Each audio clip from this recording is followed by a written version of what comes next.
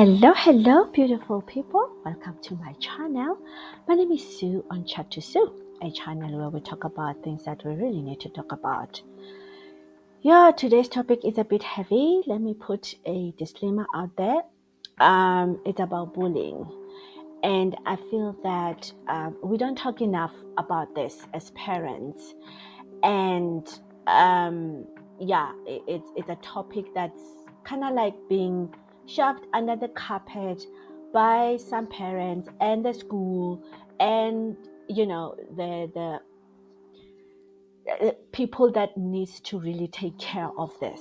We don't really sit down and say, okay, why is my child bullying others, or why is my child being bullied?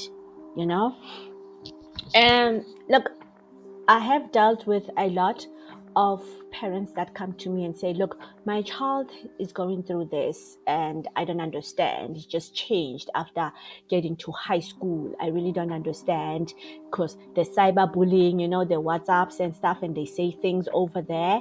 And then there's those TikToks and these other ones, YouTube and that, and they exchange messages there. Bullying is not only like physical, it's also emotional, right? Because these kids will be engaging with each other online, right? So check up on your child and understand where they at emotionally, and if a parent or school comes to us and say, look, your child is being bullying others, try to understand where does this behavior come from, because remember, our kids learn from us. They look at us and see what we do. If at home there's this violence and whatnot, they're gonna play it off at school with the other kids. So I've got a few videos here regarding the mental health of the child that's being bullied and the child that's bullying others, right? And both these kids need to go for therapy because something along the way went wrong, right? So yeah, let's just hear what the doctors are saying. So 7 teenage girls are facing charges of common assault after a video of them allegedly bullying a fellow learner made the rounds on social media. The girls, aged 13 and 14, will be appearing in the Johannesburg Magistrate Court. They were arrested, then released into the custody of their parents. The assault is said to have taken place in Bellevue in Johannesburg. Lumka Pegindao brings us this story.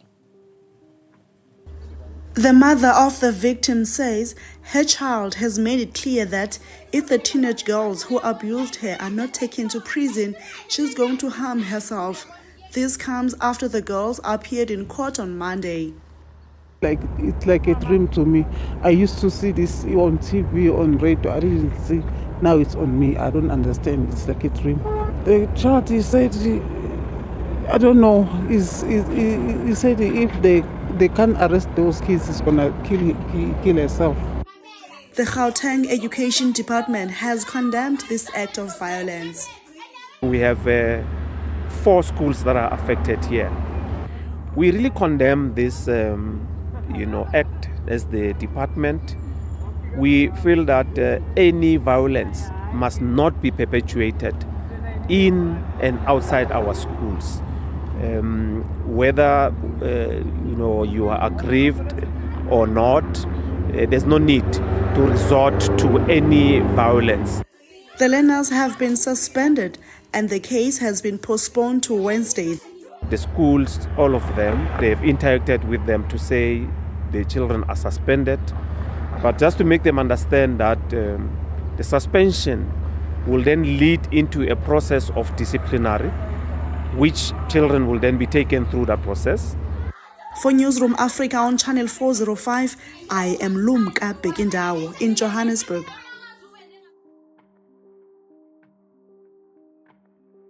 Most see bullying as a behavioral problem, is that the bully is doing it on purpose. In fact, the whole word is a word that connotes instrumentality, that you're bullying to get your own way and so on, and that you bully people around. In actual fact, when you take a closer look at it, it really has to do with attachment instincts, and attachment instincts gone awry. Is that attachment is to facilitate caretaking, And to facilitate taking care of the young, the weak, the needy, the vulnerable, there's two families of instincts. One of the instincts are to depend, to look up to seek answers from. And the other set of instincts, which we really don't have a name for in terms of humans, but animals we do, is the alpha instincts. To dominate, to take control, to have the last word, to always move into a position of the first, of the foremost. And this is to be able to take care of. We can see it quite clear from the animal world. The problem is when children lose their feelings, when there's a flight from vulnerability, and this is happening with our children, they are not only moved to become alpha children. And alpha children is those who have to have the last word, to take charge, to be able to trump every situation. But they're also defended against the caring and a sense of responsibility that should result. And so this leads to an aberrant scene in which the child actually establishes dominance by exploiting the vulnerability of others, which is the essence of the definition of a bully, to prey on the weak and to take advantage of the vulnerable. And so it's an aberrant attachment phenomena. It informs us tremendously that bullying is basically, if you want to put it simply, an attachment disorder. And if we address those issues to be able to re-embed the bully into proper hierarchies, this is the programs that work the best are the ones that bring the elders into the situation and attach there. Knitting the Generations is a wonderful program that actually originated in Toronto. Another program bringing the babies in, because what this does is it embeds the bully in a natural hierarchy of caring relationships, which is exactly what needs to be. And also when they become strongly attached to a caring adult, their heart begins to soften, and you don't have a bully with a soft heart. And if they get their feelings back, they get their caring back. And this makes a tremendous difference. The issue of bullying is right relationships and soft hearts. And the problem is that we're going about it all the wrong way. We're addressing the behavior, the symptoms, and battling against the symptoms rather than getting to the root of the problem.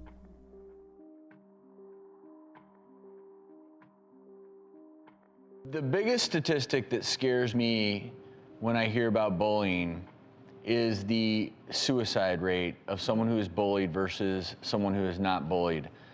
What I saw here today between Emily and Autumn was beautiful because they were verbalizing their feelings and emotions, and I felt the power in them growing, but not enough people do. So can you talk about some of the things that kids are saying to each other that are so off-putting, confidence destroying, that kids are actually considering killing themselves because of it?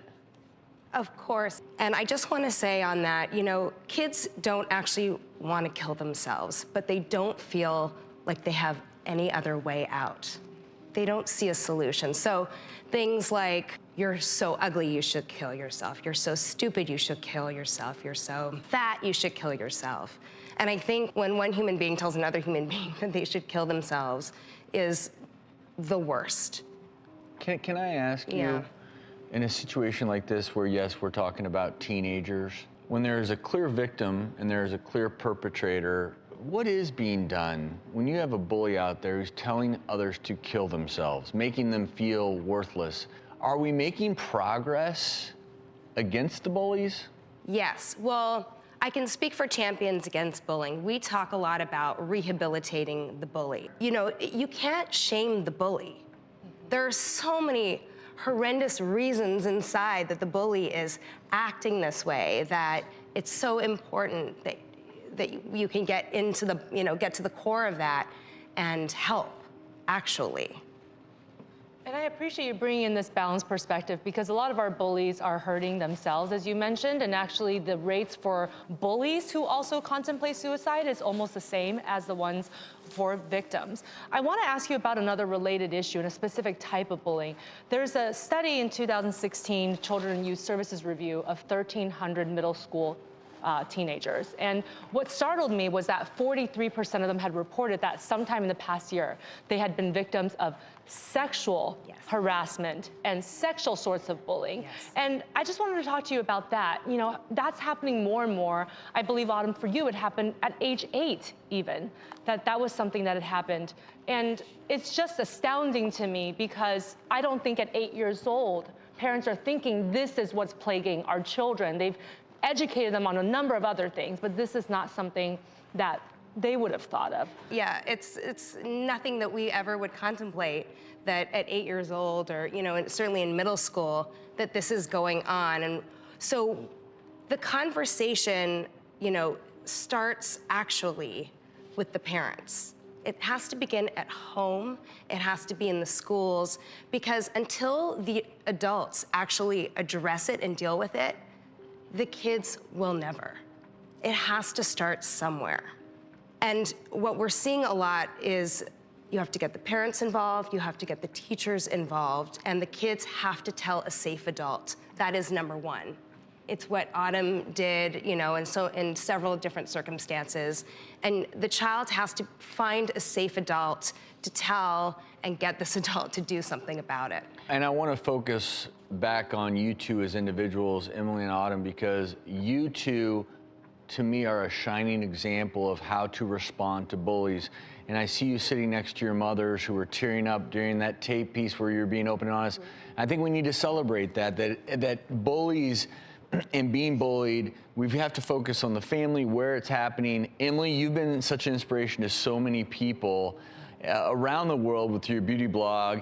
We know so many people are being bullied, but we want you to be able to keep up with your amazing channel. So we reached out to the Online Makeup Academy, and they're giving you a full Master Makeup Artist course, along with a complete Master Makeup kit. Additionally, Lime Crime and ColourPop Cosmetics, they've teamed up to give you $2,000 worth of beauty products. So keep up the great work. And Autumn, we know that the one thing that has helped you through all the bullying is music. You love music. So we reached out to the School of Rock, and they are giving you 6 months of lessons for free.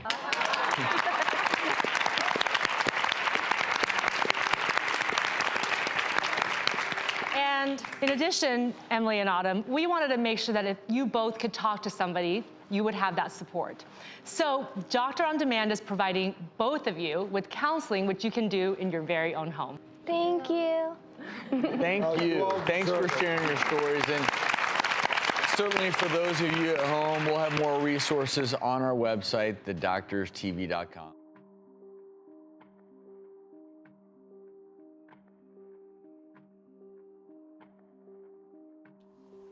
Well, this is quite sad, you know, because then these children will end up with your criminal record at age 13.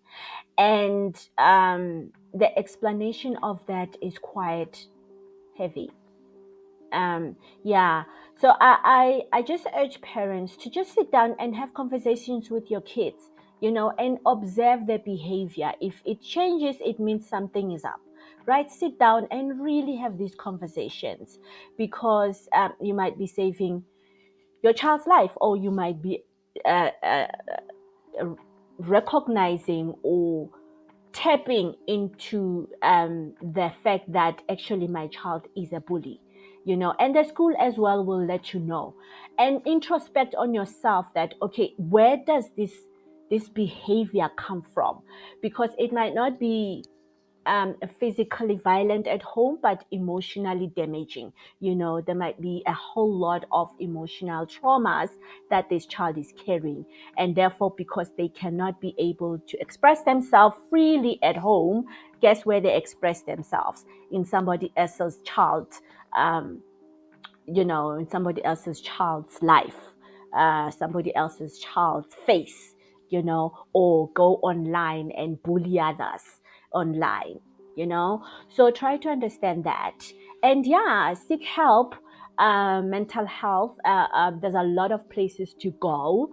I'll put them on the description below where you can go to find help. But thank you so much for watching this video. Please like, share, and subscribe so that other parents can learn from this.